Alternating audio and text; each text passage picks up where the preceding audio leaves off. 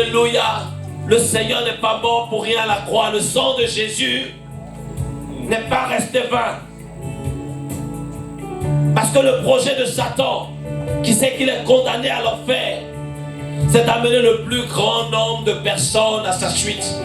Mais lorsque une âme est arrachée de l'enfer, c'est la joie dans le ciel. Lorsque l'enfer est dépeuplé, que le ciel, gagne, c'est la joie. C'est encore une joie plus grande. Bien-aimé, parle de Jésus. Bien, m'aimes-tu? M'aimes-tu? M'aimes-tu plus que même ceci? Prouve-le-moi. Montre-le-moi. Montre-le-moi. Vous savez, vos collègues qui supportent le PSG ou Marseille, vous ne citez que ceux-là, ou qui ont un artiste préféré, ils appellent ça une idole. On parle sans honte. Mais toi, ton Jésus, que tu as dit que c'est ton préféré, ton Jésus qui t'a sauvé, qui t'a libéré des griffes de l'enfer, celui que tu pries, tu invoques et il répond, celui qui a dit qu'il revient bientôt. Quand il s'agit de parler de lui, oh, tu es tétanisé, tu es terrorisé et tu as peur de la réaction des hommes. Bien-aimé, parle seulement, et le Saint-Esprit, la Bible dit, ta parole est dans ma bouche comme un feu. C'est-à-dire ce feu est capable de faire fondre toutes sortes de glaces.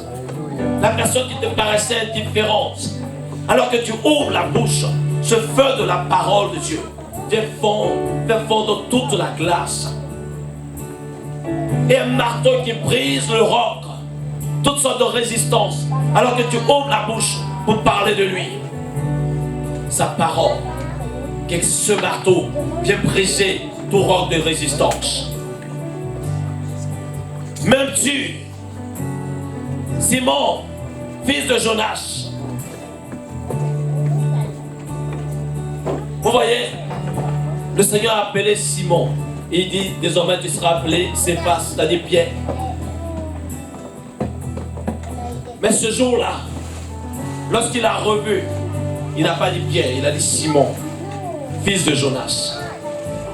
C'est-à-dire qu'alors que le Seigneur l'avait installé pour faire de lui une pierre, une colonne dans son église, il a quitté cette position. Il est retourné à son passé. Et le Seigneur est venu pour le restaurer. Le Seigneur est venu pour le relever. Bien aimé, tu sais, lorsque tu ne parles pas de Jésus, lorsque tu abandonnes la mission, lorsque tu abandonnes ce que le Seigneur te demande de faire, l'ennemi va t'occuper. Il va t'occuper avec plein de choses, avec la télé, avec toutes sortes de distractions. Il va t'occuper avec des choses. Mais la meilleure des choses que tu puisses faire, bien aimé, c'est de parler de Jésus. Et si tu es au milieu de nous ce matin, sans doute tu as été invité pour la première fois, que tu n'as pas encore fait la paix avec Jésus. Sache que la meilleure des choses qui puisse t'arriver en ce début d'année, en ce début de décennie, c'est que tu rencontres le Seigneur Jésus-Christ de Nazareth. Tu sais, la décennie qui vient de s'écouler, tu as marché sans Dieu. Tu as fait quand même tes propres expériences. Mais tu sais aussi comment est-ce que tu as été déçu. Tu sais aussi comment est-ce que tu as souffert. Tu sais aussi comment est-ce que tu as été loin de Dieu. Mais je te prie, je t'en supplie, ce matin, ne passe pas la décennie qui commence sans avoir Jésus-Christ de Nazareth dans ta barque. Sans l'avoir dans ta barque. Ne fais pas comme Pierre ce matin, qui a laissé Jésus, qui a laissé la recommandation de Jésus pour retourner à son filet, pour retourner à sa vie passée, pour retourner à son train-train quotidien. Ce matin, tu as l'occasion d'ouvrir ton cœur pour recevoir Jésus-Christ dans ta vie. Quand il dit dans Apocalypse 3:20, je me tiens à la porte de ton cœur et je frappe. Si quelqu'un entend ma voix, s'il ouvre, j'entrerai chez lui. Je souperai avec lui et lui avec moi. Bien-aimé, le Seigneur t'appelle à ce temps de communion, à ce temps de relation. Ce n'est plus le temps où Dieu est loin de toi. Non, il dit, il viendra chez toi, il soupera avec toi et toi tu souperas avec lui. Avoir cet échange, cette communion, cette relation avec lui. Parce que le Seigneur veut faire quelque chose dans ta vie. Le Seigneur veut t'amener à bon port. Le Seigneur veut transformer ta vie. Le Seigneur veut transformer ta famille. Le Seigneur veut transformer ton entourage. Mais il veut le faire avec toi. C'est pourquoi ta décision est importante. Ta décision est capitale. Parce qu'elle va permettre à d'autres de le rencontrer. Vous savez, la décision que Pierre avait prise au départ de suivre Jésus, ça a été source de bénédiction pour sa famille. Parce que la Bible dit, alors qu'ils allaient, Jésus est entré dans la maison de Pierre. La belle-mère de Pierre était couchée, malade. Mais Jésus qui est entré dans la vie de Pierre, qui est entré dans sa famille, la Bible dit qu'il a saisi la belle-mère de Pierre. Et elle s'est levée. La fièvre l'a quittée. Et elle s'est mise à les servir. Bien-aimé, c'est pourquoi il est dit dans Acte 16, verset 31, crois au Seigneur Jésus-Christ et tu seras sauvé, toi et ta famille.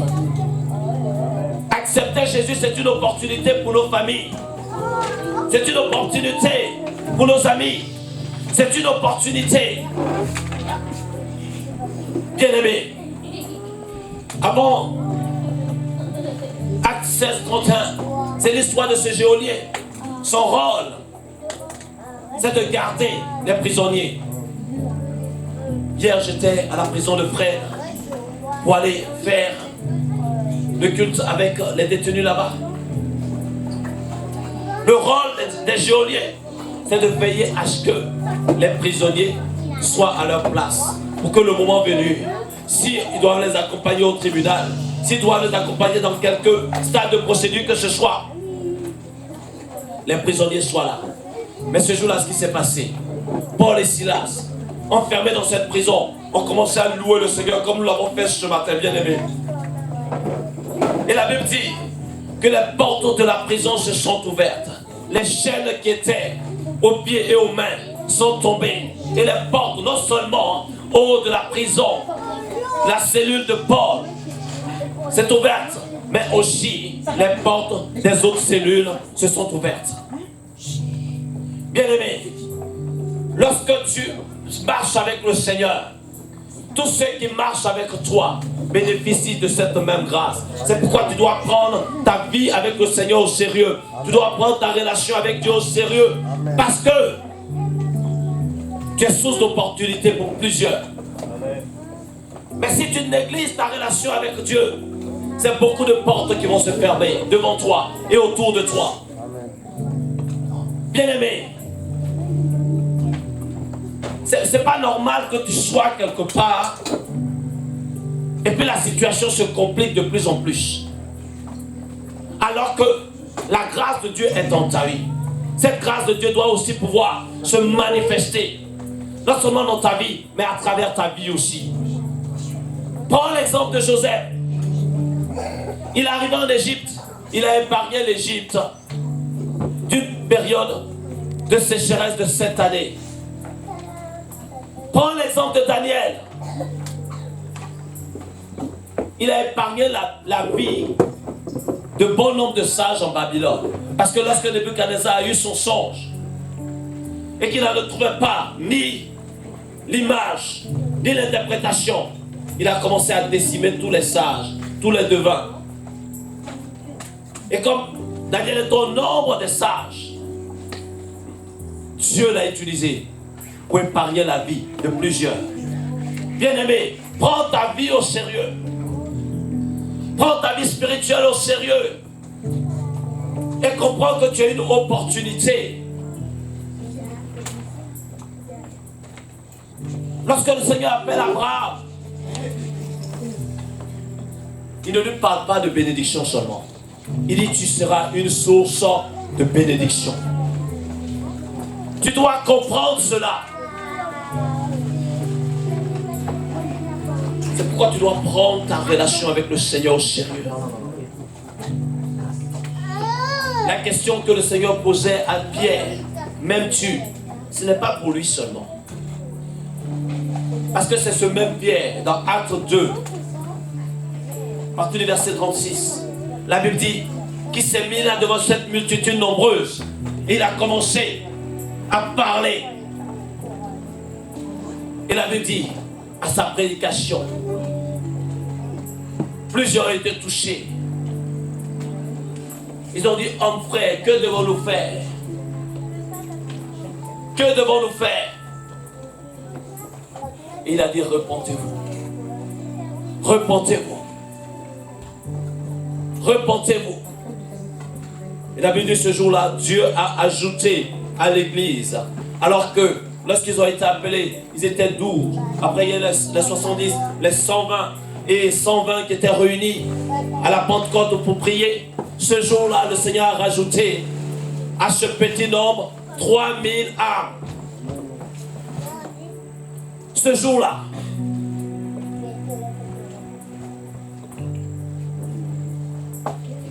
Le Seigneur, lorsqu'il posait la question à Pierre, il voyait ces 3000 âmes qui attendaient. Vous savez, une source, lorsqu'elle est bouchée, quel que soit ce qu'on peut mettre, c'est un peu comme un barrage, quel que soit le débit d'eau. Mais tant que la barrière est là, rien ne passe.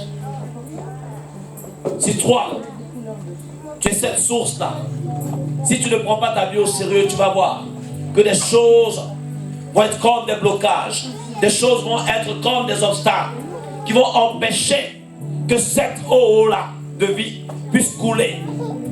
Non seulement pour t'arroser toi, mais aussi pour arriver à la vie des autres. Pour les bénir. Parce que le Seigneur veut faire de toi une source de bénédiction. Ce matin, prophétiquement, comme l'a dit le frère Yves, tu es venu pour déposer quelque chose. Il faut que ce que tu as déposé là puisse être comme un bouchon qui est ôté, pour que désormais cette source d'eau vive dont le Seigneur parle puisse être libérée dans ton cœur, dans ta vie et à travers ta vie, pour bénir plusieurs. Bien-aimés, le Seigneur te dit ce matin, m'aimes-tu? Vous savez, servir le Seigneur, ça coûte. Parler du Seigneur, ça coûte. L'ancien Ornel a dit tout à l'heure, sur la rue piétonne de Sceaux, commencez à parler du Seigneur, donner des traités. Si vous parlez de politique, les gens vont vous écouter. Si vous parlez de philosophie, les gens vont vous écouter. Si vous parlez de sport, les gens vont vous écouter. Et lorsqu'elle a commencé à parler de Jésus, les gens se sont éloignés. Vous savez pourquoi? L'histoire de la France et de l'Europe est marquée par les guerres de religion. La France, qui a été appelée la fille aînée de l'Église, a rejeté dans son histoire l'Église.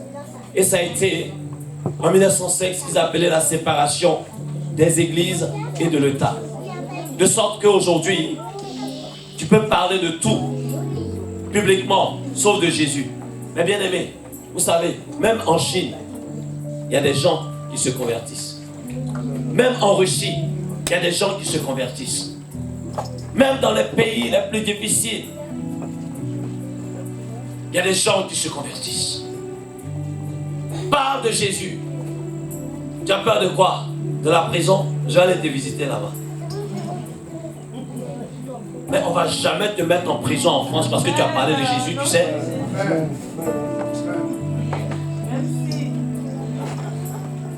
Parle du Seigneur. Une fois, on avait été avec une sœur dans le métro, on a commencé à parler. Il y a des gens qui étaient contents, il y a d'autres qui n'étaient pas contents, il y a d'autres qui disaient ce qu'ils voulaient. Mais parle. Les temps dans lesquels nous sommes sont des temps où tu as besoin de parler de ton Jésus. Il faut que ton Jésus soit contagieux. On ne veut plus d'un Jésus tiède. On ne veut plus d'un Jésus indifférent. On ne veut plus d'un Jésus qui subit. Mais parle de son Seigneur. Parle de ton Seigneur.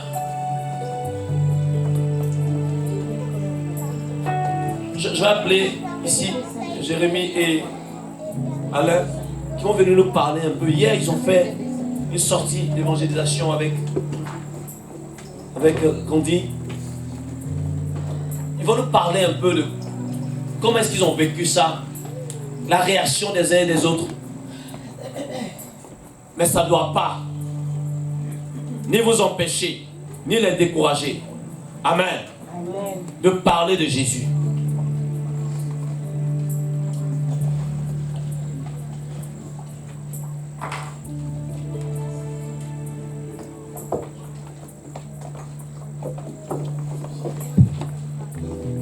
Est-ce que vous pouvez nous parler de la sortie d'évangélisation d'hier? Bonjour l'église. Ça n'a pas été aussi facile qu'on croyait. Parce que du moment où on évoquait déjà les noms de Jésus, on est là de la part du Seigneur Jésus. On nous répondait directement carrément, merci. Ça nous intéresse. On sonnait sur des interphones. Mais bon, on n'avait pas toujours un bon retour. Mais pour des gens qu'on croisait dans la rue, si on n'osait pas, si on ne parlait pas en profondeur de Jésus, mais leur offrait aussi un petit évangile de Jean, de Marc. Au moins, ils auront quelque chose à lire. C'était aussi une façon de découvrir Jésus si jamais ils l'avaient entendu. Mais bon, cela ne nous a pas effrayés. On est reparti encore sur la place du marché. Comme c'est toujours mitigé, d'autres personnes sont réceptives. Et certaines, et puis bon, pas de la même façon. Donc, ça ne nous a pas effrayés, ça ne nous a pas non plus découragés. Et on compte repartir encore pour le samedi prochain. On sera au front, comme il a dit Jésus. Allez dans tout le coin, faites que toute une nation mes disciples. Donc, on veut être des témoins en Judée, en Samarie, comme il l'avait évoqué. On veut être. On veut ressembler à ses disciples. Merci. Si j'ai amené quelque chose. Bon, bonjour à tous, je pense que notre frère Alain a tout dit. Donc c'est vrai, c'est pas facile quand on sonnait chez les gens, quand on parlait de Jésus, les gens disaient non ou raccrochaient directement. Et donc il faut vraiment prier, il faut qu'on prie. Parce que je pense quand même dans les alentours, il y a des personnes qui ont besoin de Dieu. Mais ils n'osent pas en fait, ils ont peur. Donc prions pour cela. Et soyons comme notre frère Alain a dit, soyons au combat, car il y a des personnes qui ont besoin d'entendre le nom de Jésus, qui ont besoin de vivre Jésus. Amen. Voilà. Amen. Alors, ce n'est pas qu'une histoire d'homme, une histoire de frère. Alors, hier avec mon épouse, comment est-ce que tu as vécu ce moment? Soyez bénis. C'était un moment intense. On était privilégiés hier et je disais à mes frères, alors qu'il fait froid, nous sommes là, Dieu nous donne sa mission, il est avec nous. Nous allons marcher dans ses pas. C'est lui le maître de la moisson. Donc on allait frapper aux portes, on marchait dans la rue et on était dans la joie. Ils ont tout dit, soyez bénis, soyez encouragés. Notre venue sur terre, c'est être dans son champ et pour la moisson. Soyez bénis. Amen. Alors, nous allons lire Actes chapitre 11, verset. Actes chapitre 4, verset 11 à 12. Et nous allons terminer. La Bible dit, Jésus est la pierre rejetée par vous qui bâtissez et qui est devenue la principale de l'homme. Actes chapitre 4, verset 11. Je reprends. Jésus est la pierre rejetée par vous qui bâtissez et qui est devenue la principale de l'homme. C'est ce que nous venons de dire. C'est ce que les frères aussi ont évoqué. Les gens veulent bâtir. Les gens veulent. Nous sommes dans le mois de janvier où on fait aussi toujours les vœux. Les gens veulent une bonne année. Les gens veulent la santé. Les gens veulent la prospérité. Les gens veulent beaucoup de choses. Mais ils rejettent celui qui est l'auteur de tout cela. Jésus est la pierre principale. Mais ceux qui bâtissent la rejettent. Et ils veulent bâtir sur le sable. Mais nous savons que bâtir sur le sable, c'est voué à la ruine. C'est voué à l'échec. C'est voué à la perdition. Jésus est la pierre qui malheureusement est rejetée. Et nous déclarons, comme la parole dit, que Jésus est devenu la principale de l'ombre. Vous savez, un frère qui est architecte, il sait que il va vous expliquer. Si vous abattez une pierre angulaire, c'est-à-dire c'est tout l'édifice que vous faites écrouler. C'est ce qui se passe.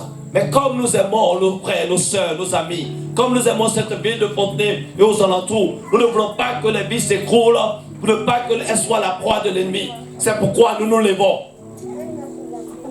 dans la prière, dans l'évangélisation. Nous nous levons parce que nous voulons une jeunesse qui est bâtie sur le Seigneur. Nous voulons des familles qui sont bâties sur le Seigneur. Nous voulons des vies qui sont bâties sur le Seigneur. Jésus est la pierre angulaire. Et verset 12, il n'y a de salut en aucun autre. Vous savez, on a fait le recensement dans le ciel.